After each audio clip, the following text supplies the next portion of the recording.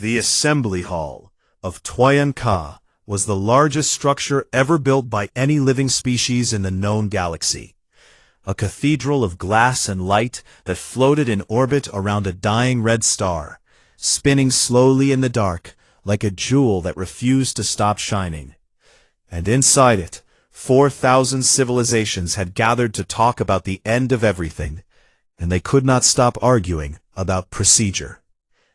Ambassador Lena Vasquez sat in the outermost ring of the chamber, her chair smaller than the ones given to every other delegation, her position so far from the central platform that she needed a translator screen just to read the expressions of the speakers.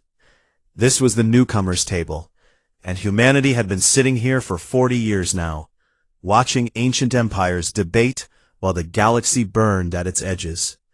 She crossed her arms and leaned back as the Israeli Communion representative took the floor for the 9th time that session. The Israeli were silicon-based hive minds, billions of years old, and they spoke in layered harmonic frequencies that sounded like wind moving through a glass forest. Beautiful, Vasquez admitted, but absolutely useless when people were dying. We propose an additional 300 observation cycles before any intervention framework is considered, the Israeli representative sang, its crystalline body pulsing with soft blue light. Consensus must be preserved. The mathematics of caution demand patience above all. 300 more cycles. That was almost 2 standard years in human terms. 2 years of watching stars disappear. The thing they were all so calmly discussing had a name now. The absence. It had started at the far edge of the galaxy's outer rim, in systems that nobody important cared about. And at first the elder species had treated it as a curiosity. Stars were going dark out there, one by one, and then entire systems, and then whole sectors. Not exploding, not collapsing, just vanishing. One moment a star would be burning with billions of years of fuel left in its core, and the next moment there would be nothing, not empty space, not a void, but a true and total nothing that made sensors return readings that shouldn't exist. Vasquez had read the reports so many times she could recite them in her sleep. Probes sent into the absence never came back. Signals aimed at it never bounced. Light that entered the boundary simply stopped being light. The best scientific minds of 100 elder species had studied it for 3 years now, and their conclusion was always the same. We need more time to study it. 18 months, maybe less, before it reached the first systems with actual populations. The Dryan Ascendancy representative rose next, if you could call it rising, since the Dryan were beings of pure energy who floated in containment fields and spoke in waves of modulated radiation. The Dryan were old, perhaps the oldest species still active in the Concord, and they had a philosophy about everything, especially about dying. What approaches is not a threat, the Dryan representative pulsed, its golden light flickering with what Vasquez had learned to recognize as condescension. It is a transition. The cosmos breathes in and breathes out. What was given is reclaimed. To resist this is to resist the nature of existence itself. We counsel acceptance and spiritual preparation. Acceptance. Vasquez felt her jaw tighten. 4 billion people lived in the systems closest to the absence's advancing edge, and the Dryan wanted them to meditate about it. She pressed the button on her console to request speaking privileges. A soft chime sounded, and her request appeared on the queue, at the very bottom, behind 47 other delegations. She pressed it again, same result. She pressed it a 3rd time, and received a formal notification on her screen. The Terran delegation has not yet earned speaking rank in matters of existential classification. Requests will be processed in order of civilizational seniority. Civilizational seniority. Humanity had split the atom, walked on their moon, decoded their own genetics, built thinking machines, and crossed the gap between stars, all in less time than it took the Israeli to agree on a single trade regulation. and the Concorde still treated them like children who had wandered into an adult conversation. She took a slow breath and opened a quantum link channel on her private communicator. The signal would reach Earth in seconds, despite the distance. One of the few pieces of technology humanity had developed entirely on their own that the elder species still did not fully understand. She typed a single coded message and sent it, then closed the channel and settled back into her undersized chair. On the central platform below, the Kelvorath delegation shifted in their massive seats. The Kelvorath were six-limbed reptilian warriors, each one standing nearly 3 meters tall, covered in armored scales the color of gunmetal. They were the military backbone of the Concorde, the species that had fought and bled in a dozen galactic conflicts over millions of years. And their fleet was the largest in known space. Though Vasquez knew from intelligence reports that largest did not mean sufficient. Not anymore. The Kelvorath were stretched thin across too many borders, guarding against threats that never came, while ignoring the one that was already here. Admiral Torek Vashin sat at the head of the Kelvorath delegation. He was old for his kind.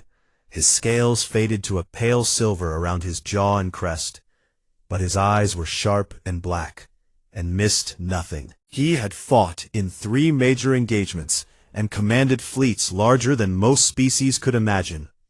And right now, he was watching the human ambassador with a focus that his aides found unsettling. "You are staring at the Terran again," his second-in-command whispered. "I am observing," Vashin replied, his deep voice barely carrying past his own seat. "What is there to observe? She is sitting in silence. They always sit in silence." Vashin did not answer immediately. He had studied humans, more than most Kelvorath would admit to. He had watched recordings of their wars, their history, their strange and violent path from mud and stone to starships. Most elder species dismissed humans as aggressive newcomers, too young and too reckless to take seriously. Vashin did not make that mistake. He had seen something in the human ambassador's face just now, in the moment after her third request for speaking time was denied. He had seen something that made him pause. It was not anger, though anger was there beneath the surface. It was not frustration or despair, or any of the emotions the elder species expected from a young civilization confronted with cosmic indifference. No, what he saw was something far more dangerous. It was recognition. It was the look of a creature that had been running from something its entire evolutionary history, and had finally decided to stop running. The look of a predator that had been pretending to be prey, dropping its disguise. The look that came right before everything changed. Vashin had been a warrior for over 600 years, and he had faced enemies that could crack planets, and beings that could think faster than light could travel. He had stood on the bridges of burning warships and given orders while the vacuum screamed around him. He was not a creature that frightened easily.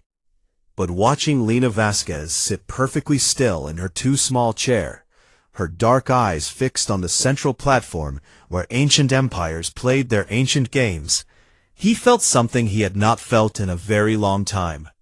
A cold weight settling at the base of his spine, the old instinct that his species had carried since they were small and soft and prey on a world of giants. It was the feeling that something was about to happen. Something that no amount of protocol or procedure or civilizational seniority could prepare them for. He leaned forward and spoke to his second-in-command one more time, his voice barely a rumble. "Send a message to High Command. Tell them to watch the humans. Tell them to watch very carefully." His second-in-command looked confused, but obeyed. In the outermost ring, Lena Vasquez sat still and waited. On Earth, secure channels had begun to light up. And, at the edge of the galaxy, another star went dark, quietly, completely, as if it had never been there at all. 12,000 meters beneath the Swiss Alps, inside a facility that no official map had ever shown, a red light began to pulse on a console that had been dark for 11 years. The technician who saw it first did not panic, because she had been trained not to panic. But her hands shook just slightly as she picked up the secure line and spoke 2 words. "It's active." Within the hour, the most powerful people on Earth were seated around a table, carved from a single piece of obsidian, deep inside the facility, known only as Project Longshot. The United Terran Council was not a democracy in the traditional sense. It was a body of 12 individuals, chosen for competence rather than popularity. And every single one of them had read Ambassador Vasquez's message before they sat down. The message was brief and unencrypted on the secure channel, which meant she wanted no ambiguity. "They won't act. They won't let us act. The absence will reach populated systems within 18 months. I am formally requesting Doctrine 7. Council Chair Adizio K4, a woman in her 60s with silver hair and the bearing of someone who had carried impossible weight for a very long time, looked around the table and let the silence hold for exactly 5 seconds before she spoke. "For those who need reminding," she said, "Doctrine 7 was written 40 years ago, 3 days after we made first contact with the Galactic Concord. It was written because the people who first met the elder species came home and said something that changed everything we thought about the universe." She paused and tapped the table. A holographic display rose from its center, showing the original classified report from humanity's first diplomatic mission to the Concord. They said, "The galaxy has no predators." They said every species out there evolved on worlds that were kind to them. Stable climates, predictable seasons, no ice ages, no mass extinctions, no supervolcanoes, no asteroid impacts every 60 million years. They said the elder species are brilliant and ancient and powerful, but they are fundamentally creatures of comfort who have never had to fight the kind of war where everything is at stake and you have nothing left to lose. She closed the display. Doctrine 7 exists for one scenario. The Concord encounters a threat it cannot handle, and refuses to let us help. In that scenario, we stop asking for permission and we act. The consequences are ours to bear. The vote was unanimous. It took 9 seconds. 600 light-years away, in a classified shipyard hidden inside an asteroid belt that the Concorde surveys had somehow always missed, Admiral Kofi Ansah received the activation order on his personal command tablet. He read it once, read it again, then set the tablet down and stood at the viewport of his quarters aboard the UTS Defiance. The Defiance was not the largest warship in the galaxy. That honor belonged to the Kelvorath, who built vessels the size of small moons. It was not the most elegant. The Drayan traveled in ships made of crystallized light that were genuinely beautiful. But the Defiance was something that no other species ship had ever been. It was built by creatures who expected to lose. Every system had a backup. Every backup had a backup. The hull was layered with materials that human engineers had invented by asking a question no other species thought to ask. What if the first layer fails, and the second layer fails, and the third layer fails? What then? The answer was always another layer, another option, another refusal to accept that failure was the end. P.P. Ansah was a tall man, lean and dark-skinned, with close-cropped gray hair and hands that were perfectly steady even now. He had commanded ships in border skirmishes that the Concorde didn't know about, had faced pirates and rogue AI, and one terrifying encounter with a species that didn't officially exist. He played chess against the ship's tactical AI every evening, and won more often than he lost, which the AI found genuinely distressing. He opened a channel to Dr. Yuki Tanaka in the research section of the ship. Tanaka answered immediately, which told him she had already heard. She was a small woman in her 40s, with perpetually messy hair, and eyes that always seemed to be looking at something no one else could see. She was the lead physicist on Project Longshot, and she was, by most measures, the smartest human being alive, though she would have argued about that for at least an hour, if anyone said it to her face. "You have a theory about what the absence actually is?" Ansah said. It was not a question. "I have a hypothesis," Tanaka corrected. "A theory requires evidence and testing. What I have is an educated guess based on 17 years of staring at data that makes me want to scream. Share it. The absence isn't a weapon and it isn't an entity, at least not in any way we'd recognize. I believe it's a boundary correction. Imagine the universe as a system that borrowed energy from somewhere to create local space-time, matter, stars, galaxies, everything. Now imagine that whatever it was borrowed from has come to collect. It's not attacking us. It doesn't even know we exist. It's just taking back what it considers its property. Can we stop it? Not with weapons. You can't shoot a landlord who's reclaiming an empty building. But if the building isn't empty, if you can make the landlord realize someone is living there, that changes the equation entirely. We don't need to fight it. We need to make it notice us. Ansa considered this for a long moment, and if it notices us and doesn't care, Tanaka was quiet. Then we'll have to be very, very interesting. 3 decks below, Sergeant Major Petra Baranova, callsign Rook, was already briefing her soldiers. The 1st Terran Shock Division was not supposed to exist. Officially, it was a rapid response training unit that conducted readiness exercises in deep space. Unofficially, it was the most dangerous ground force in known space, made up of humans who had been selected for a very specific set of traits that the galaxy would have found horrifying if they knew the details. Rook was built like a weapon herself, compact, hard-edged, with short blonde hair and pale eyes that never seemed to blink often enough. She slept 4 hours a night and considered it generous. She had a scar running from her left ear to her collarbone from a training accident that she called a good lesson in paying attention. "Listen up," she told her assembled troops, her voice carrying through the briefing room without amplification. "We are going to the edge of the galaxy to face something that eats stars. Our job is to keep the fleet alive long enough for the scientists to do their work. Questions?" A young corporal in the back raised his hand. "Ma'am, what exactly are we fighting?" "We don't know yet." "How do we fight something we don't know?" Rook almost smiled. "The same way we fight everything.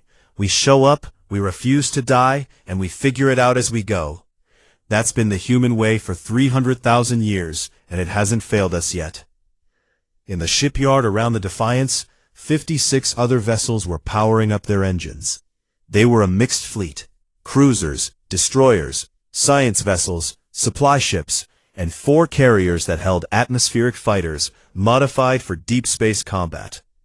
It was a tiny force by galactic standards. The Kelvorath would have called it a patrol group. The Iraeli would have called it statistically insignificant. But every single ship had been built with long-shot technology. 40 years of humanity quietly taking apart every piece of alien engineering they could find, understanding it, improving it, and then combining it with human ingenuity in ways that no elder species would have considered, because no elder species thought like humans did. Humans didn't specialize. They adapted. They took a Kelvorath shield generator and fused it with Iraeli quantum processing architecture, and powered the whole thing with a reactor design that a human teenager had sketched on a napkin during a physics competition. The result was something that worked better than either original system, and that nobody in the galaxy could have predicted. The galaxy whispered about humans in the way that prey animals whisper about something they've smelled on the wind, but haven't seen yet. The rumors were wild and varied, and almost all of them were true. That humans came from a world that actively tried to kill them. A planet of earthquakes and hurricanes and ice ages and predators with more teeth than seemed fair. That humans had gone from stone tools to nuclear weapons in 10,000 years, when the galactic average was 2 million. That they practiced something called a persistence hunt, where they chased prey not by being faster, but by simply never stopping, running after an animal for hours and hours and hours until it collapsed from exhaustion and terror, while the human was still barely breathing hard. The elder species found this last detail particularly disturbing. It suggested something about humanity that they did not want to examine too closely. That humans were not built for comfort or stability, or long, peaceful ages of contemplation. They were built to endure, to pursue, to outlast. They were what happened when evolution decided that the answer to every problem was just keep going. Admiral Ansa stood on the bridge of the Defiance as the fleet formed up around him. 57 ships against something that 8 stars. The math was absurd. The odds were beyond calculation. And every single person on every single ship had volunteered. He opened a channel to the entire fleet, every ship, every station, every human colony that could receive the signal. This is Fleet Command. Doctrine 7 is active. We are going to the edge of the galaxy, into the dark, to pick a fight with something that unmakes reality. I will not lie to you about our chances, because I don't know what they are. All I know is that no one else is going. Volunteers only. If any ship wants to stand down, do it now, and no one will think less of you. He waited. The channel stayed open for 90 seconds. In that time, every single ship responded. Not one stood down. Ansa closed the channel and gave the order. Take us out. The fleet moved, small, fragile, absurdly brave, and the stars blurred around them as they aimed for the edge of everything. The news reached the Galactic Concord the way all unwelcome truths do. Slowly at first, then all at once. A Kelvorath border station picked up the energy signatures of 57 human vessels, moving at speeds that should not have been possible for ships of their size. An Arrayli monitoring node cataloged the fleet's trajectory and calculated with perfect mathematical certainty that the humans were heading directly for the absence. And a Dreyan elder, meditating in its chamber of light, felt a ripple in the quantum field that it could only describe as intent, raw, focused, and absolutely terrifying in its clarity. Within 6 hours, every species in the Concord knew. Within 12, the assembly hall on Tuyen Ka had erupted into the worst political crisis in living memory. The Arrayli Communion filed 14,000 procedural objections in a single burst transmission. Each one was technically valid. Each one cited a different subsection of Concord law. Together they formed a wall of bureaucracy so dense that it would take decades to process, which was exactly the point. If the Arrayli could not stop the humans physically, they would bury them in paperwork that would outlast the stars. The Dreyan Ascendancy issued a formal statement that was broadcast on every frequency they could reach. The Terran species demonstrates once again the recklessness of youth. They run toward the very force that the cosmos has sent to teach us humility. We grieve for them already, as one grieves for a child who touches fire to prove it burns. The Kelvorath Martial Pact said nothing at all, and their silence was the loudest sound in the galaxy. In the assembly hall, Ambassador Lena Vasquez stood alone at the Terran delegation's position in the outermost ring. She had received her instructions from the Council 12 hours ago, and she had spent that time preparing. Not her words, because she had known what she would say for a very long time, but her composure, because what she was about to do would change humanity's place in the galaxy forever, and she wanted to do it right.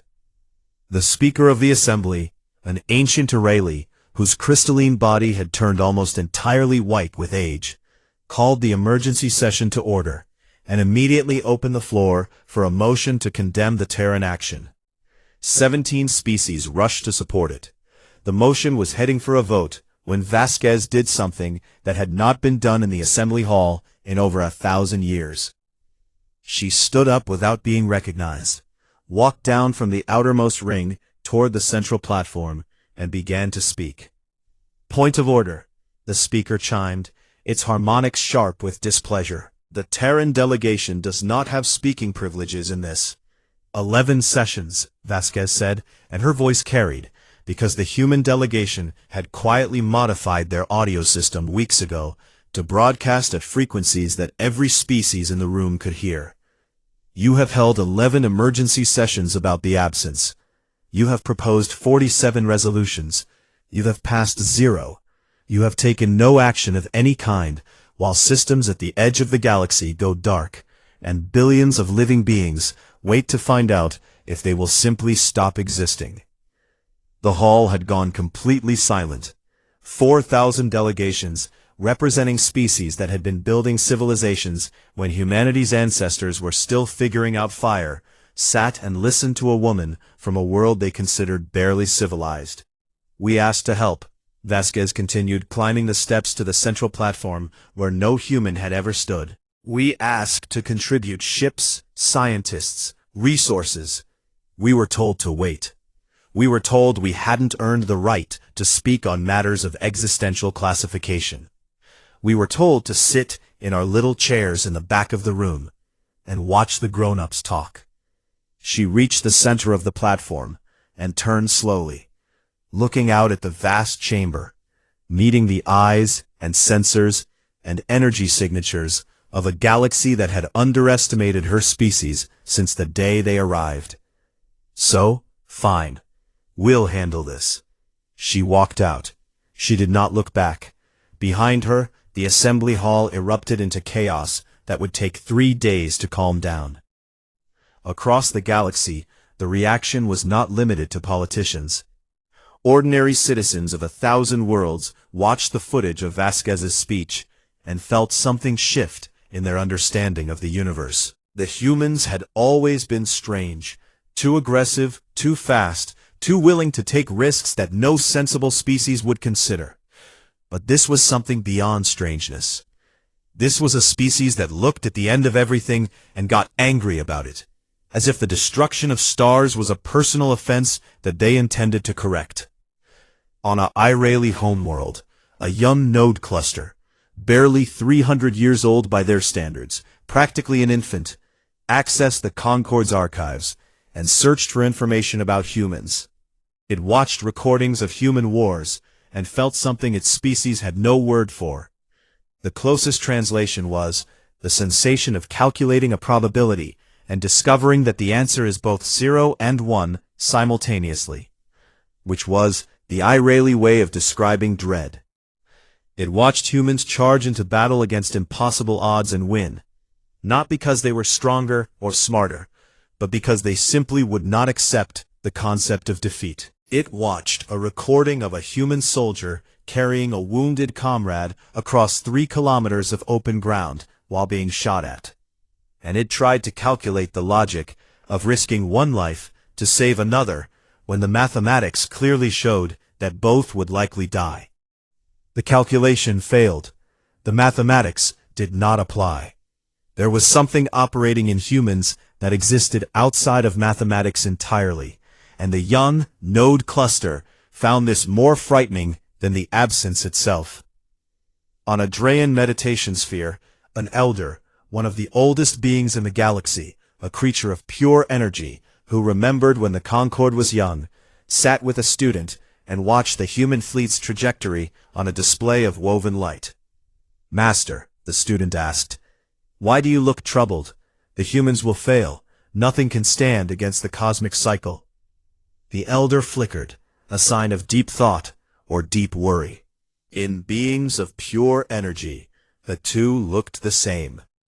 "There is a story," the elder said slowly, "from before the Concorde, from before the Ascendancy, from when we were young and still had bodies, and still knew what it meant to struggle. A story about beings who stood at the edge of the great dark and refused to step back, who burned so brightly that the dark itself took notice. A myth, perhaps, but myths are memories that we dress in different clothes because we are afraid of what they look like naked. The humans remind me of those beings. They have that same fire, the absolute refusal to accept that anything, even the universe itself, has the right to tell them when their time is over." Far from both of these worlds, at the rear of the human fleet's trajectory, a single Kel-Vorath dreadnought followed at a careful distance. It was the personal flagship of Admiral Torek Vashin, and it was moving without authorization, without orders, and without the knowledge of Kel-Vorath High Command. His second-in-command had objected for 6 hours straight before finally giving up. This is a violation of 17 Concord regulations and 4 Kel-Vorath military codes, the second said, for what might have been the 100th time. Noted, Vashon replied, his black eyes fixed on the sensor display that showed the human fleet ahead of them, 57 ships, moving in a formation that the Kel-Vorath tactical computer identified as aggressive pursuit pattern, which was a military term that the Kel-Vorath hadn't used in 400 years, because they'd had no reason to pursue anything. Admiral, when command finds out, they will find out. I have made no effort to hide, and when they ask me why, I will tell them the truth. Whatever happens next, whatever those insane little predators do when they reach the edge of the void, someone has to witness it.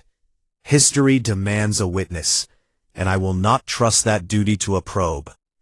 The fleet reached the boundary of the absence on the 9th day. What they found was worse than any data or report or simulation had prepared them for. There was no transition zone. Reality simply ended. One moment, their sensors showed stars and dust and the normal background radiation of a living universe. And the next moment, there was nothing. Not darkness, because darkness was something. Not emptiness, because emptiness still existed within the framework of space. This was a nothing so complete that their instruments could not describe it. Sensor readings came back not as zeros, but as null values, as if the concept of measurement itself had no meaning beyond the boundary. Admiral Ansah stood on the bridge of the Defiance and stared at a view screen that showed half a universe on one side and an absolute absence on the other. And for the first time in his career, he felt something that a less disciplined man might have called fear. "Dr. Tanaka," he said over the internal channel, "it's time." Tanaka's team had been preparing for this moment for 9 days. They had built a modified warhead, not designed to destroy anything, because you could not destroy nothing. It was designed to communicate. The payload was a quantum burst signal that carried the entirety of human expression compressed into a single transmission.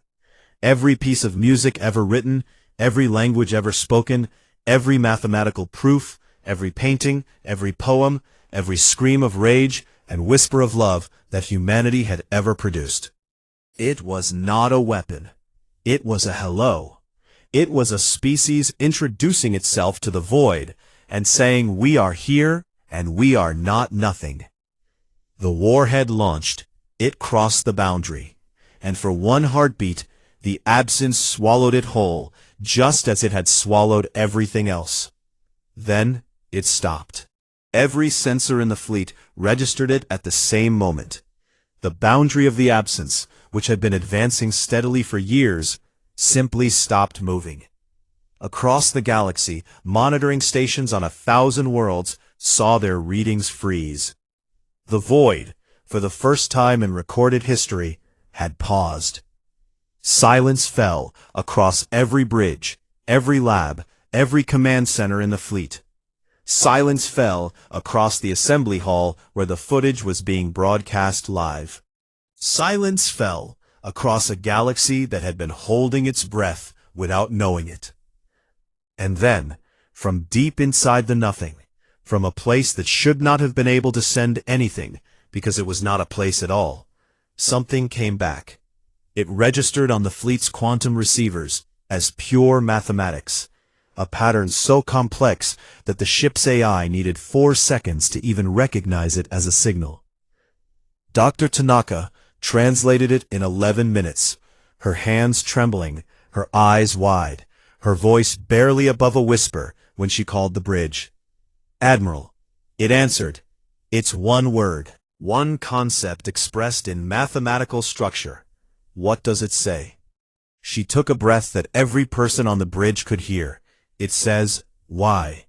Admiral Ansah gripped the railing of his command platform and looked out at the boundary between everything and nothing. And he understood with perfect clarity that the human species had just done something that no species in the history of the universe had ever accomplished. They had made the void ask a question. The galaxy watched, and the galaxy waited, and for the first time in a very long time, The galaxy was afraid, not of the absence, but of what the humans might do next. The word hung in every mind, on every ship, like a bell that would not stop ringing. Why? A single question from something so vast and so old that it had never needed to ask anything before, because in all the billions of years of its existence, nothing had ever given it a reason to be curious. Dr. Yuki Tanaka sat in her lab surrounded by screens filled with data that was rewriting everything she understood about physics, and she could not stop her hands from shaking. The entity behind the absence, she had started calling it the threshold in her notes, because it existed at the boundary between something and nothing. Was not just communicating, it was waiting. It had asked a question, and it expected an answer, and the weight of that expectation pressed down on the fleet like gravity from a star that no one could see. "It's aware of us," she told Admiral Ansa over the command channel. "Not the way we're aware of each other. It doesn't see individual beings or ships. It perceives us as a pattern, a disruption in the field of everything it considers its own. We got its attention, which is exactly what we needed. The problem is that its attention is not a gentle thing." She was right. Within an hour of the Y signal, the threshold began to interact with the fleet in ways that proved how little it understood about scale.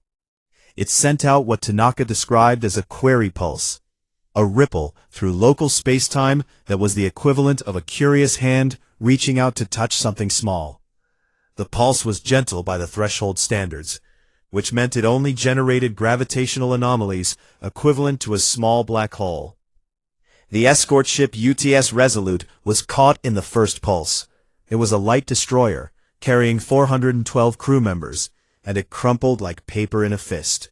The ship next to it, the UTS Kendari, took a glancing hit that tore off its port engine section and killed 809 people in the space between one heartbeat and the next.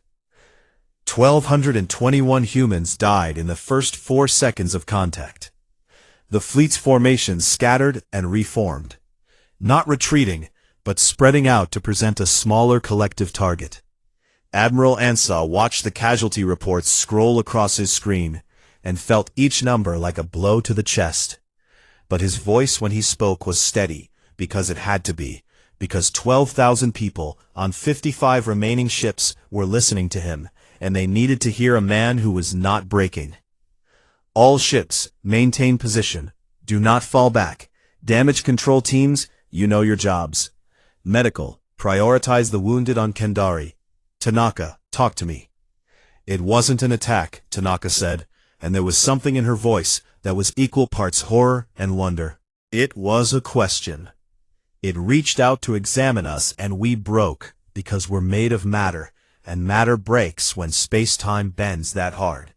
It doesn't understand that it hurt us. It doesn't understand what hurt means." Another pulse came, smaller this time, as if the threshold was trying to be careful, though its version of careful was still enough to shake every ship in the fleet to its bones.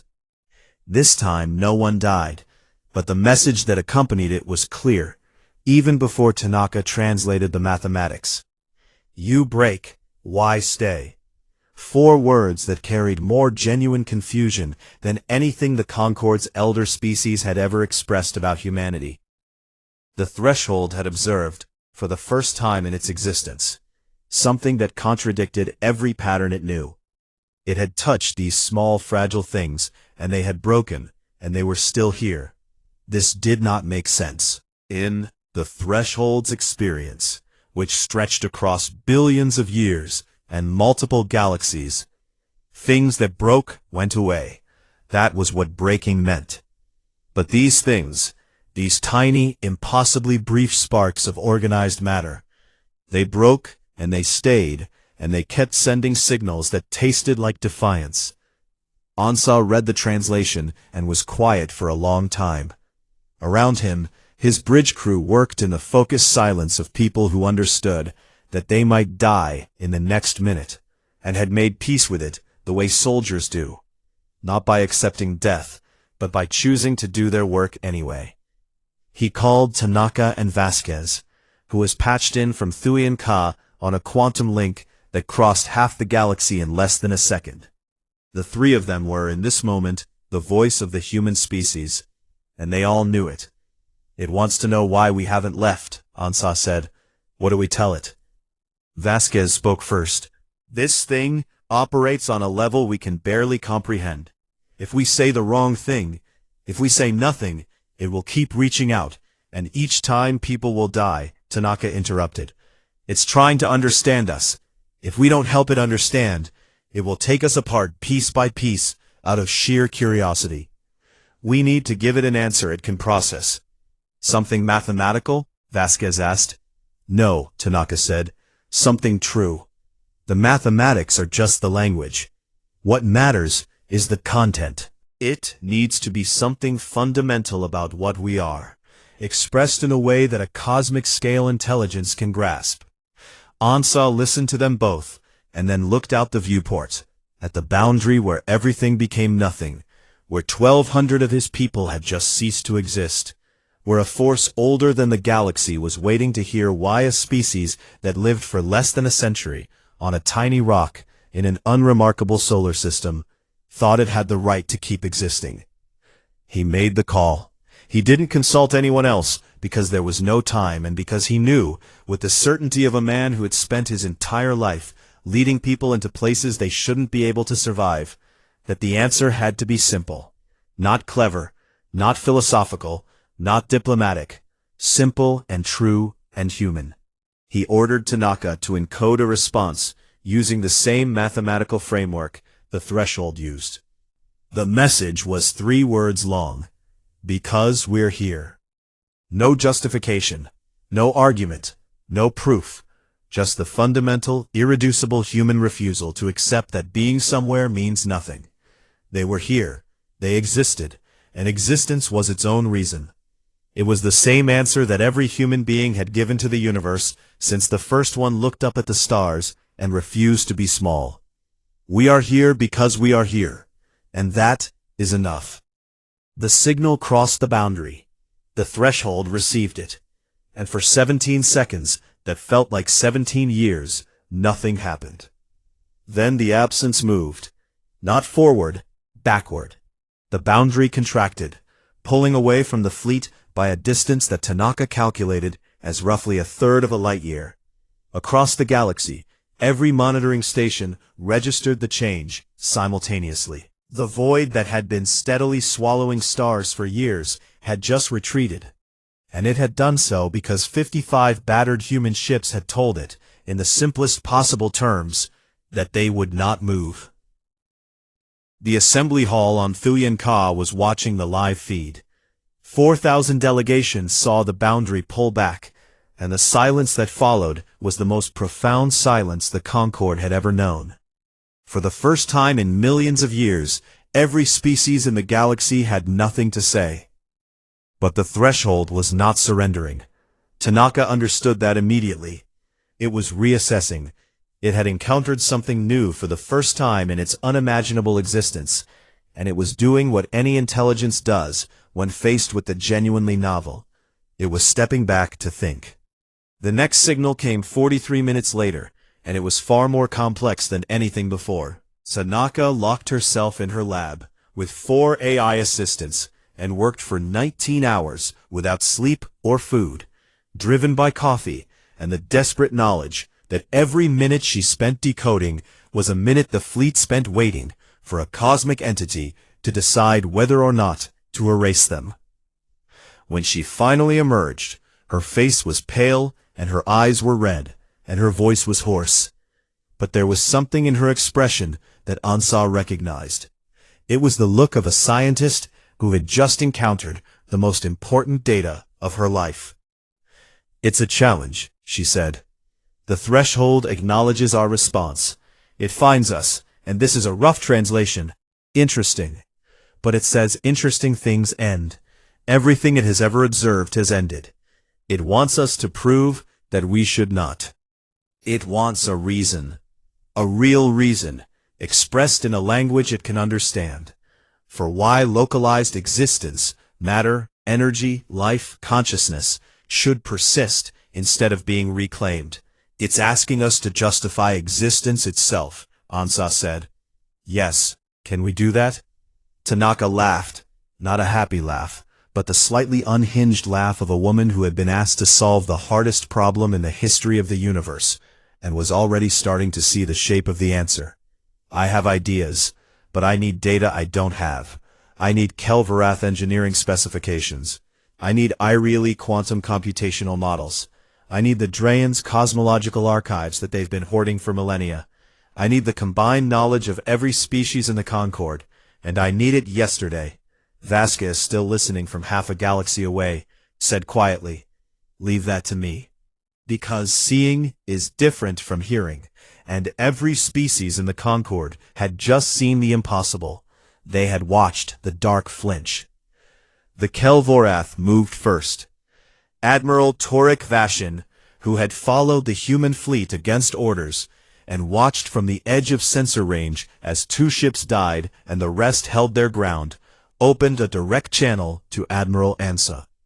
When the connection was established, the old reptilian warrior's voice held something that no human had ever heard from a Kelvorath. Respect, raw and unguarded. "You mad, beautiful creatures, what do you need?" Behind him, the entire Kelvorath Marshall Pact broke with Concord Protocol and sent every ship they could spare toward the boundary. 37 dreadnoughts, each one larger than the entire human fleet combined, burning hard for the edge of the galaxy. The Irelie Communion reached consensus in record time, only 400 objections, which for them was practically impulsive.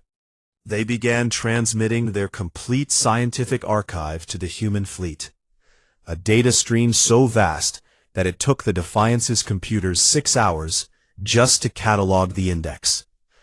And the Dryan, ancient, proud, spiritual Dryan who had preached acceptance and surrender, sent something they had never shared with anyone: their deep cosmological records, maps of the universe's structure that they had kept secret for eons because they considered the knowledge sacred. They transmitted it all, freely, without conditions, with a single note attached: "We were wrong. Show us what courage looks like." In her lab on the Defiance, surrounded by more knowledge than any human had ever had access to, Dr. Yuki Tanaka looked at the Threshold's challenge and felt something beyond fear, beyond exhaustion, beyond the weight of what was being asked. She felt excited. "Someone get me coffee," she said to no one in particular. "This is going to take a minute." For 72 hours, the Defiance became the intellectual center of the galaxy. Data poured in from every direction. Kelvorath engineering schematics that described how to channel energy through space-time itself. Irelie quantum computational models that could process more variables simultaneously than there were atoms in a star. Dryan cosmological maps that showed the deep structure of reality in ways that made human physicists weep with the beauty of it. And at the center of all of it, Dr. Yuki Tanaka moved like a woman possessed, connecting dots that no single species could have seen, because no single species had ever had all the pieces at once. She was building something that had never existed before.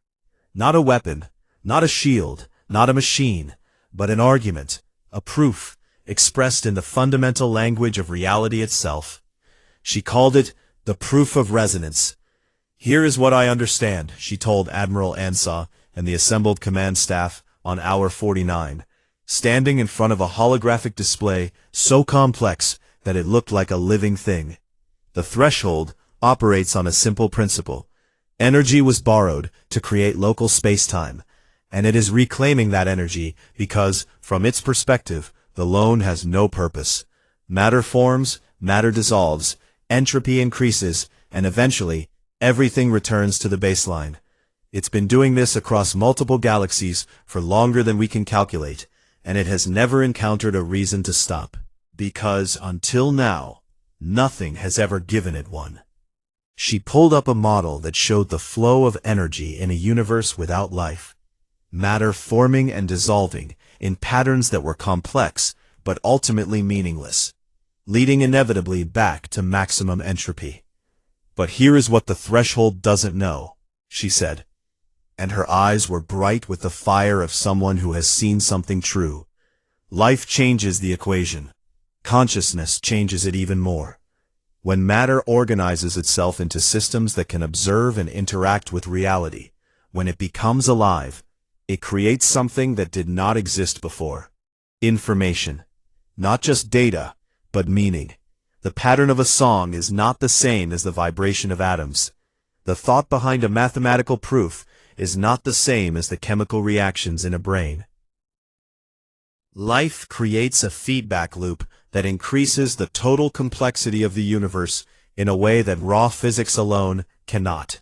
She brought up the completed proof, a structure of interlocking equations that used Ireli mathematics, Kelvaroth energy dynamics, Drayan cosmological constants, and a framework of connections that only a human mind would have thought to build, because only humans thought in terms of, what if we combine things that don't obviously go together and see what happens?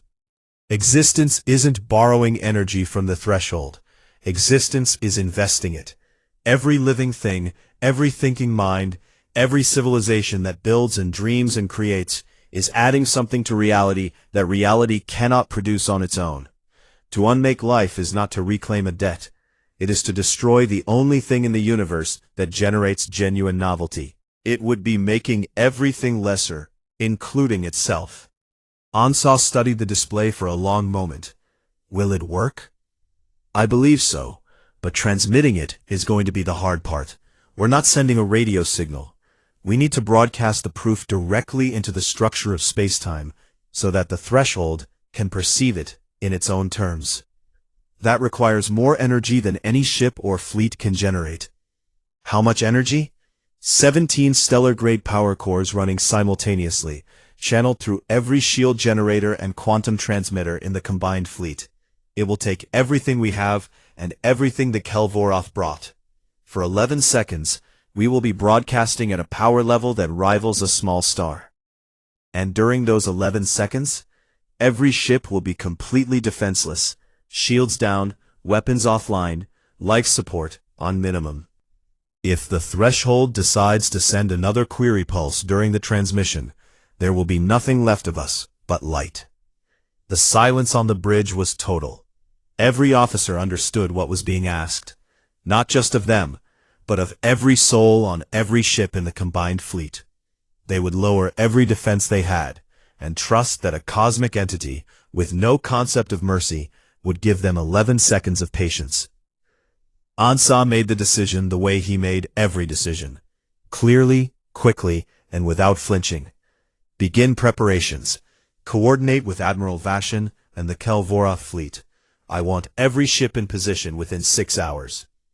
The preparations were a masterpiece of cooperation that would have seemed impossible a week ago. Human engineers worked alongside Kelvaroth technicians, combining systems that had never been designed to work together, and making them work through sheer stubbornness and creative problem-solving. Ireli computational nodes linked directly into the Defiance's systems to handle the mathematical precision required. Even the Drayan contributed, sending energy manipulation techniques that allowed the fleet to focus its combined output into a coherent beam rather than a scattered burst. Sergeant Major Baranova, who had spent the last 3 days keeping order and morale intact through force of personality alone, walked through the corridors of the Defiance in the hour before the transmission and spoke to every human she passed, not with speeches or inspiration, but with the quiet words of a soldier who understood that sometimes the bravest thing a person can do is stand still when everything inside them is screaming to run. "You scared?" a young technician asked her. "Yes," Rook said, because she did not believe in lying to people who might die beside her. But being scared and being stopped are two different things. We've never let the first one turn into the second. On the bridge, Ansa gave the fleet-wide order. "All ships, this is Fleet Command. In 4 minutes, we will begin the transmission of the proof of resonance. During the 11-second broadcast window, all defensive systems will be offline. You all know what that means. I want to say something to every person hearing this. Human, Kelverath, and anyone else who followed us out here into the dark. He paused, and when he spoke again, his voice was not the voice of an admiral giving orders, but the voice of a man speaking to people he loved. What we are about to do has never been done. We are going to speak to something older than the stars in a language made of physics and mathematics, and the combined knowledge of a dozen species. And we are going to tell it that we matter, that all of us, every life, every mind, every civilization that has ever looked up at the sky and wondered, we matter. And we matter because we are here. And being here changes everything. He straightened. Begin on my mark. 3, 2, 1, mark. The fleet fired as one. Every ship channeled its power into the transmission array. 17 stellar-grade cores ignited simultaneously. Shield generators reversed their polarity and became broadcast amplifiers. Quantum transmitters aligned across 55 human ships and 37 Kelvorath dreadnoughts, and poured everything they had into a single coherent signal aimed at the heart of the absence. For 11 seconds, the combined fleet burned brighter than any object in that sector of the galaxy. For 11 seconds, mortal beings who lived and died in the blink of a cosmic eye spoke in the language of space-time itself. For 11 seconds, the proof of resonance, humanity's answer to the oldest question in the universe, crossed the boundary between everything and nothing and entered a place where nothing had ever carried meaning before. The transmission ended. Every ship went dark. Reserve power kicked in across the fleet as exhausted systems tried to reboot. On the bridge of the Defiance, the lights flickered and died and came back at half strength, casting everything in a dim amber glow. And then the threshold responded. The boundary of the absence shuddered. There was no other word for it. The edge between reality and void rippled like the surface of water struck by a stone, and for one terrible, endless moment it surged forward, a wave of nothing rushing toward the fleet with a speed that made evasion impossible. Ships were tossed like leaves in a hurricane. Hulls groaned and buckled. Alarms screamed on every vessel in the formation. Ansog gripped the command railing with both hands and gave the only order that mattered. Hold position. Nobody runs. Hold. Nobody ran. The wave reached the fleet and passed through it without destroying it. Not because it couldn't, but because it was not an attack. It was a reaction. The cosmological equivalent of a gasp. The response of something unimaginably vast, encountering an idea that genuinely surprised it for the first time in its existence. Then, stillness. The kind of stillness that comes after a storm, when the wind dies and the world seems to pause and take a breath before deciding what comes next. The boundary of the absence began to recede, not slowly, not tentatively, but everywhere at once, across the entire galactic rim. The void pulled back. Monitoring stations on 1,000 worlds registered the change simultaneously and could not believe their own instruments. The nothing was retreating, and where it withdrew, the universe returned. Stars that had been swallowed reappeared, burning as brightly as they had before they were taken. Planets emerged from non-existence with their atmospheres intact and their oceans still moving. Billions of lives on dozens of worlds resumed mid-breath, mid-step, mid-thought, unaware that they had been paused on the edge of oblivion. The galaxy watched, and the galaxy wept, and the galaxy did not know whether to celebrate or collapse. One final signal came from the threshold, the most complex mathematical construct it had ever produced, a message so intricate that every linguist and mathematician in the fleet worked together for 2 hours to decode it. When they finished, Tanaka read the translation aloud on an open channel that every ship and every monitoring station in the galaxy could hear. Resonance accepted. You are noted. Not praise, not friendship, not love or warmth or any of the things that living beings gave each other. Simply acknowledgement. From a force that had existed since before galaxies formed, that had never acknowledged anything in all its vast and lonely existence. It had heard the argument, and it had found it sufficient. Existence had proven its case.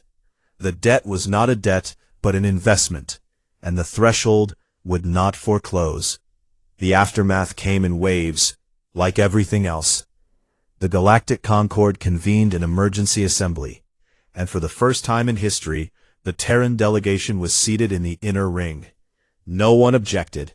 No one filed a procedural challenge. No one suggested that humanity hadn't earned its place. They had earned it in fire and silence and 11 seconds of impossible courage, and every species in the chamber knew it. Ambassador Lena Vasquez took the floor. The assembly hall was silent in a way it had never been silent before. Not the silence of disagreement or confusion, but the silence of attention, real attention, the kind that a galaxy gives when it knows it is hearing something that matters. "We didn't do this alone," she said. "The Kelvorath stood with us when it mattered most. The Ireli gave us knowledge without conditions. The Drayan shared secrets they had kept for longer than our species has existed. This was not a human victory. It was a galactic one. But I won't pretend we didn't start it, because we did, and we will always be willing to start." She looked around the chamber, at the crystalline Ireli, at the glowing Drayan, at the towering Kelvorath, at 1,000 other species she was still learning the names of. "That's what we bring to this Concord, not the biggest fleet, not the oldest wisdom, not the most advanced technology. Just the stubbornness to stand up when it matters, and the audacity to believe that's enough." Admiral Torek Vashin formally requested the creation of a permanent joint command structure between the Kelvorath and Terran fleets. The vote was unanimous and took less than a minute, which was the fastest the Concord had ever done anything. Dr. Tanaka received 17 galactic awards for her work. She turned down 16 of them. The one she accepted was an invitation to lead a new multi-species research initiative dedicated to understanding the threshold and the deep structure of reality. She accepted with one condition. "Humans chair the committee. I think we've earned that." Nobody argued. In the weeks that followed, the galaxy began to change in ways that were subtle at first, but would prove to be permanent. Species that had not spoken to each other in millennia opened channels of communication. Research initiatives that had been stalled by procedure and politics suddenly found funding and support. The Concord, for the first time in its long history, began to function not as a collection of ancient powers protecting their own interests, but as something closer to what it had always claimed to be, a community. And on the bridge of the UTS Defiance, Admiral Kofi Ansah sat alone in his quarters for the first time in days. The fleet was standing down. The stars were burning. The void was gone. And the weight of everything he had carried was finally settling onto his shoulders, now that there was room for it. He pulled up a holographic display, not tactical data or fleet reports, but a simple star map showing the systems that had been restored. Each one was a world full of people who were alive because 57 ships, crewed by a species that had only known spaceflight for a few centuries, had said no to the dark. He poured himself a drink from a bottle he kept in his desk for moments that deserved one, raised the glass to the viewport where the stars burned steady and bright against the black, and said a single quiet sentence to no one and everyone at once. "We're still here."